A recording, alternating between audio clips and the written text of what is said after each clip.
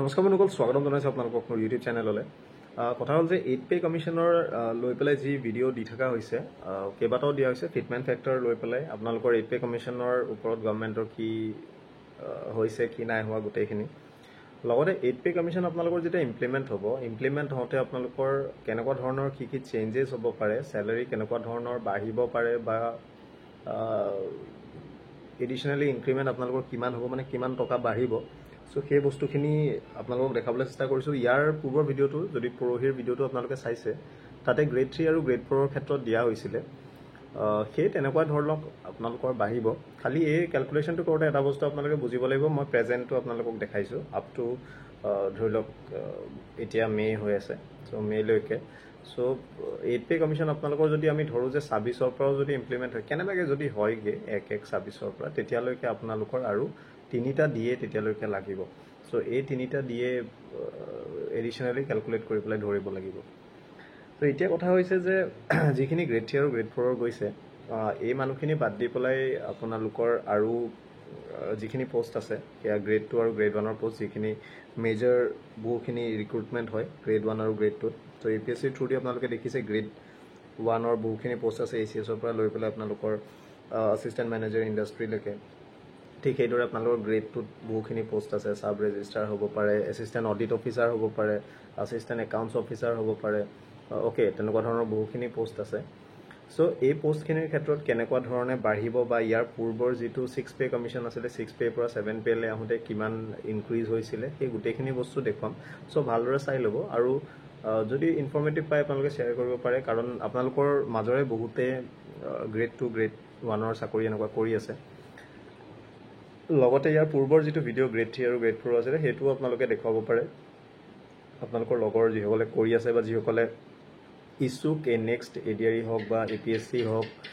হেল্থৰ হওক, যিবিলাক পৰীক্ষা বা আছাম পুলিচ হওক যিখিনি দিবলৈ গৈ আছে। চ' এইখিনিৰ ক্ষেত্ৰত এই যি কেলকুলেশ্যনখিনি আছে, এই কেলকুলেশ্যনখিনিত এটা বস্তু মই ধৰা নাই, মই পুনৰ কৈছোঁ, সেইটো হৈছে যে আপোনালোকৰ বেলেগ বেলেগ কিছুমান ছাৰ্ভিচেছৰ ক্ষেত্ৰত বেলেগ বেলেগ কিছুমান এলাৱেঞ্চেছ আছে। সেই এলাৱেঞ্চেছ ধৰি লওক আপোনালোকৰ যিসকলে আছাম হাউচ বা আছাম ভৱন এইবিলাকত কৰি আছে বাহিৰত, তেওঁলোকে চেণ্ট্ৰেল হিচাপত তেওঁলোকে হাউচ ৰেণ্ট পায়। লগতে পুলিচৰ ক্ষেত্ৰত তেওঁলোকৰ এলাৱেঞ্চেছ বেলেগ থাকে, বা কিছুমানৰ ফিক্সড আপোনালোকৰ এলাৱেঞ্চেছ কিছুমান থাকে। চ' তেনেকুৱা ধৰণৰ বস্তু। চ' এইখিনি মই বাদ দি পেলাই জাষ্ট মেইন যিটো পে' হয়, সেই পে'টো মই আপোনালোকক খালি দেখুৱাইছোঁ, সেইটো চাই ল'ব। ত' আপোনালোকে চাওক, এই যিটো আপোনালোকক গ্ৰেড 1 গ্ৰেড 2 দেখাবলৈ গৈ আছোঁ, এইটোত আপোনালোকৰ গ্ৰেড 1 বা গ্ৰেড 2 যিমানখিনি মানে চাকৰি কৰিছে সকলোৰে ক্ষেত্ৰত প্ৰযোজ্য হ'ব। মই খালি দুটা আপোনালোকক গ্ৰেড পে' দেখাইছোঁ। এই গ্ৰেড পে'কেইটা ৰিপ্লেচ কৰি ল'লে আপোনালোকে ইজিলি বাকীখিনিৰ ক্ষেত্ৰত আপোনালোকে উলিয়াই ল'ব পাৰিব। মেজৰ যিখিনি আছে আপোনালোকৰ ACS হওক, APS হওক, বা 12,700 আপোনালোকৰ assistant engineer, treasury officer, assistant manager industries, তেনেকুৱা ধৰণৰ বহুখিনি পোষ্ট আছে। ইয়াৰ লগতে আপোনালোকৰ 22,000 যিটো পে'মেণ্ট আপোনালোকৰ আছে, সেই পে'মেণ্টটোৰ আপোনালোকৰ হায়েষ্ট যিটো গ্ৰেড পে' 11,800, আৰু যিটো লৱেষ্ট গ্ৰেড পে' 9,100, সেই দুইটাৰে আপোনালোকক দেখাই দিছোঁ। সেইকেইটা চালে আপোনালোকে বাকীখিনি অলপ বুজি পাব। চ' মই দেখাই দিওঁ, এবাৰ চাই লওক। চ' এয়া চাওক, এইটো আপোনালোকৰ গ্ৰেড 3 আছিলে, এইটো গ্ৰেড 4 আছিলে, এইকেইটা বাদ দিয়ক। এইটো হৈছে গ্ৰেড 2, এইটো গ্ৰেড 1ৰ। চ' গ্ৰেড 1ৰ ক্ষেত্ৰত যদি আমি ধৰিবলৈ যাওঁ, প্ৰথমতে জানিব লাগিব যোৱাবাৰ আছিলে 30,000 আপোনালোকৰ 7 পে কমিশ্যনত, আৰু তাৰ আগতে 6 পে কমিশ্যনত 12,000 আছিলে। চ' 2.5 তেওঁলোকে ফিটমেণ্ট ফেক্টৰ ধৰিলে। 2.5 ধৰাৰ পাছত তেওঁলোকৰ সেইটো 30,000 হৈছিলে।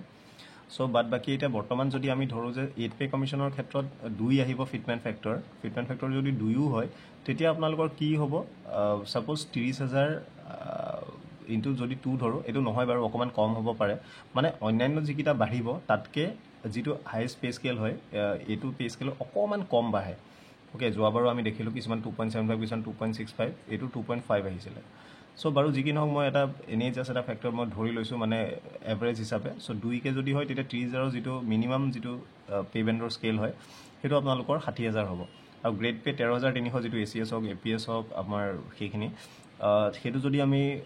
2 ফেক্টৰ দি আমি যদি ধৰোঁ ফিটমেণ্ট, তেতিয়া 26,600 ওলায়। আৰু যিটো 12,700 যিটো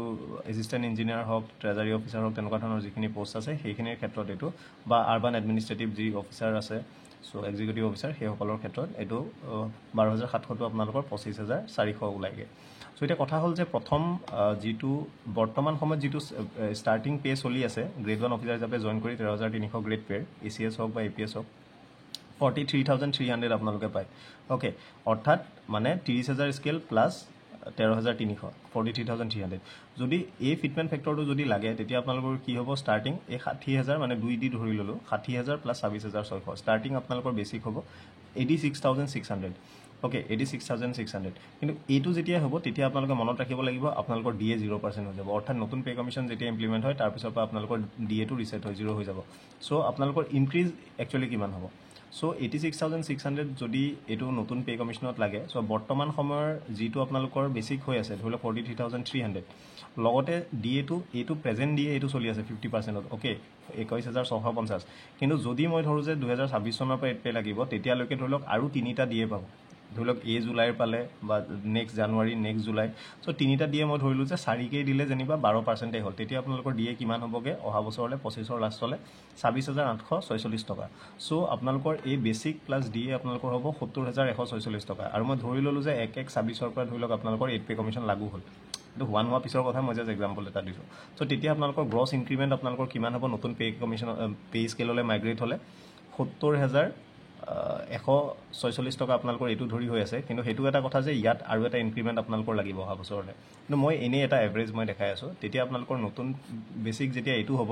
ইয়াত যদি 3% লাগে এইটো নেক্সট 3% এটা যিহেতু বাঢ়ি যাব চ' এই এমাউণ্টটো প্ৰায় একেই থাকিব অ'কে চ' এইটো মনত ৰাখিব চ' তেতিয়া আপোনালোকৰ এই পে স্কেলটোৰ পৰা আপোনালোকৰ বৰ্তমান যিটো বেছিক আপোনালোকে ড্ৰ কৰি আছে প্লাছ যিটো DA পাই আছে সেইটো প্লাছ কৰি পেলাই এই নতুন বেছিকটোৰ লগত যদি মাইনাছ কৰি দিয়ে আপোনালোকে তেতিয়া ওলাই 16,454 টকা মানে এভাৰেজ এনেকুৱা এটা ওলাব চ' এইটো আপোনালোকৰ 8 পে কমিশ্যন লাগিলে এনেকুৱাটো এমাউণ্ট বাঢ়িব গ্ৰেড 1ৰ ক্ষেত্ৰত 13,300 গ্ৰেড পে চ' ইয়াৰ লগত আৰু কেইটামান বাঢ়িব কি কাৰণে হাউচ ৰেণ্টটো ৰিভাইজ হ'ব চ' হাউচ ৰেণ্টটোৰ পইচা কেইটামান বাঢ়িব ধৰি লওক আপোনালোকে এট দ্য মষ্ট আপোনালোকে ধৰি থওক 17,500 তেনেকুৱা ওচৰা ওচৰি আপোনালোকৰ বাঢ়িব পাৰে কিন্তু সেইটো ফুলি ডিপেণ্ড কৰিব ফিটমেণ্ট ফেক্টৰটোৰ ওপৰত আৰু হাউচ ৰেণ্টৰ ফিটমেণ্টটো কি তেওঁলোকে ধৰে ওকে চ' এইটো এটা এভাৰেজ এটা মই ধৰি থৈছোঁ ঠিক সেইদৰে যদি 12,700 গ্ৰেড পে চাবলৈ যাওঁ যিটো 8 পে কমিশ্যনত বেছিক হ'বলগীয়া হয় সেইটো 85,400 মান হ'ব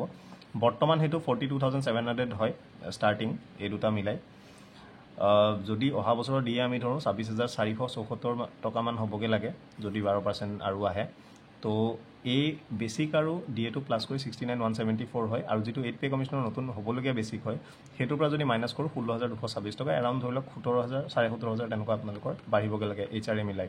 অ'কে চ' তেনেকুৱা ধৰণৰ বস্তু গ্ৰেড 1ৰ ক্ষেত্ৰত তেনেকুৱা বাকী গ্ৰেড পেখিনি আপোনালোকে লগাই বনাই চাব পাৰে ঠিক এইদৰে আপোনালোকৰ যদি গ্ৰেড 2 পষ্টৰ ক্ষেত্ৰত যদি ধৰোঁ চ' ফিটমেণ্ট ফেক্টৰ 2 ধৰিছোঁ বাৰু চ' 22,000 স্কেল বৰ্তমান মই হায়েষ্ট গ্ৰেড পে 11,800 ধৰিছোঁ আৰু লোৱেষ্ট গ্ৰেড পে 9,100 এই দুইটাই মই দেখাই দিছোঁ চ' যদি 2 দি কৰোঁ 44,000 11,800 গ্ৰেড পেটো 23,600 আৰু 9,100 গ্ৰেড পেটো 18,200 মান আপোনালোকৰ হ'বগৈ লাগে চ' তেতিয়া কি হ'ব বৰ্তমান আপোনালোকৰ এণ্ট্ৰি পে হৈছে 11,800ৰ ক্ষেত্ৰত 22,000 প্লাছ 11,800 33,800 টকা আপোনালোকৰ ষ্টাৰ্টিং হয় ইয়াৰ লগত DA বৰ্তমান 16,900 কিন্তু মই অহা বছৰলৈকে ধৰিছোঁ চ' 20,956 মই 4% আৰু 3টা DA যিহেতু পাব 4কে মই আৰু 12% এটা ধৰিছোঁ অ'কে চ' এইটো হ'ব চ' তেতিয়া আপোনালোকৰ এই বেছিক প্লাছ আপোনালোকৰ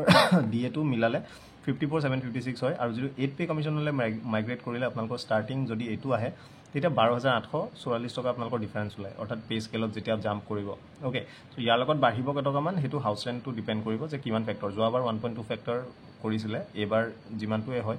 সেইটো ইয়াতে অলপ বাঢ়িব চ' এতিয়া কথা হ'ল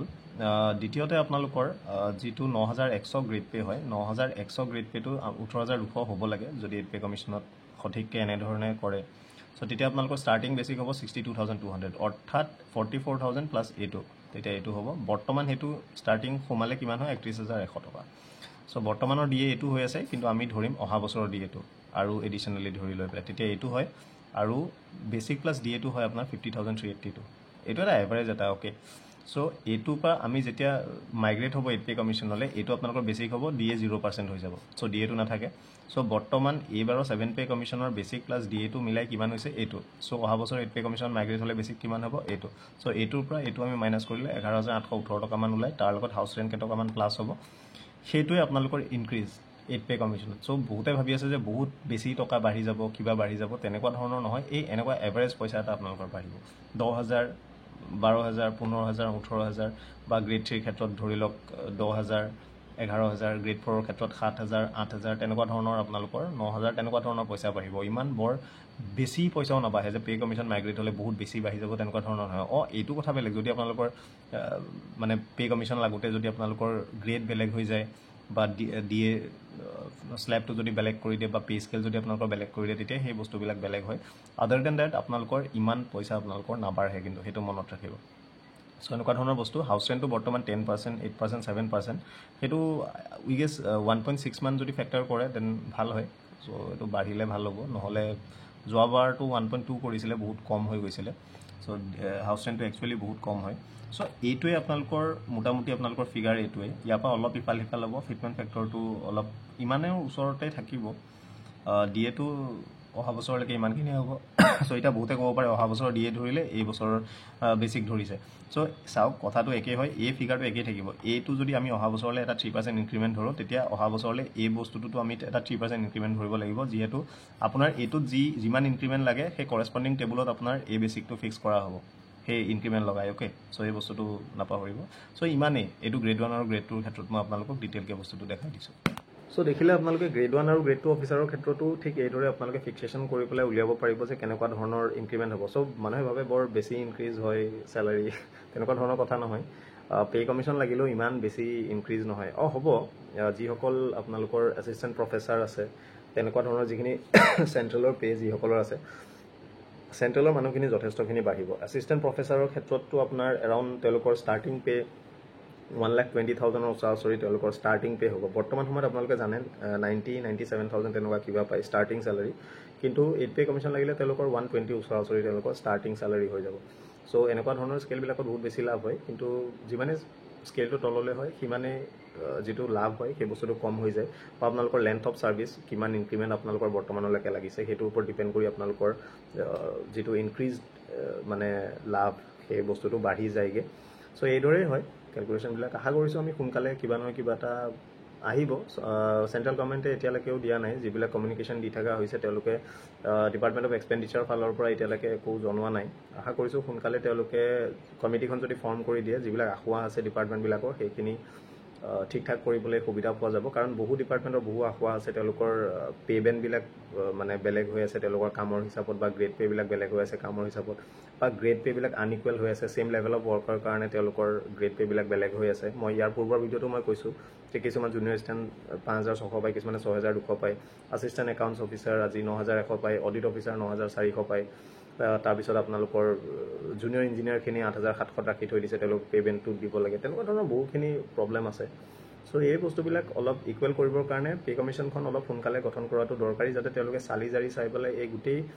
প্ৰক্ৰিয়াবিলাক বা এই গোটেই যিমানখিনি প্ৰব্লেম আছে প্ৰব্লেমখিনি ছল্ভ কৰিবলৈ তেওঁলোকে সঠিককৈ তেওঁলোকে যাতে ৰিপৰ্টবিলাক তেওঁলোকে দাখিল কৰিব পাৰে চৰকাৰক যাতে সেইখিনি পে কমিশ্যনে বা যিখন কমিটি থাকে তেওঁলোকে সেইখিনি গ্ৰহণ কৰি পেলাই তাৰ ওপৰত ষ্টেপ ল'ব পাৰে কাৰণ এইখিনি ফাইনেন্সিয়েল ইমপ্লিকেশ্যন থাকে ফাইনেন্সৰ এপ্ৰুভেল হোৱাটো বহুত দৰকাৰী চ' এনেকুৱা ধৰণৰ বস্তু আশা কৰিছোঁ ভিডিঅ'টো আপোনালোকে চাই ভাল পাব যদি ভাল পায় প্লিজ শ্বেয়াৰ কৰিব যাতে লগৰখিনিও গম পায় কাৰণ বহুতে পৰীক্ষা দি আছে বা বহুতে চাকৰি কৰি আছে তেওঁলোকেও যাতে বস্তুটো গম পায় যে নিজৰ কিমান বাঢ়িব কিমান নাবাঢ়িব চ' মিছকনচেপশ্যন গভৰ্ণমেণ্ট চাকৰিত বহুত বাঢ়ে বুলি কোম্পানী নহয় এইবিলাক কাৰণ কোম্পানীত বহুত ইনক্ৰিজ হয় চ' থেংক ইউ ভিডিঅ'টো চোৱাৰ কাৰণে নতুন ভিডিঅ' এটা আকৌ লগ পাম আজিলৈ ইমানেই